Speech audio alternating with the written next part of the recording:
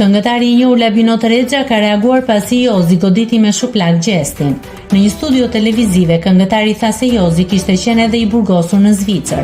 Her pas here ka qenë agresiv shumë, ka talent shumë të madh, këndon bukur, por derisa ishte në Zvicër, kishte qenë në burg mbi 3 vite, sa di unë, dhe njihet si një djalë agresiv, tha Rexha. Ndërkaq në Instagram Rexha ka shkruar: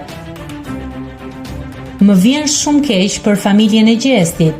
Jozef Marku, haram të qoftë buka ime dhe e gjithë shqiptarëve të Kosovës që të kanë mbajt me bukë banim derisa ishe në Zvicër, humbe karrierën sadopak që e krijove." Nëse klikoni mbi butonin subscribe, do t'ju shfaqen të gjitha publikimet tona. Ju ftoj t'i bëni subscribe kanalit, të pëlqeni videot dhe të lini komentin tuaj.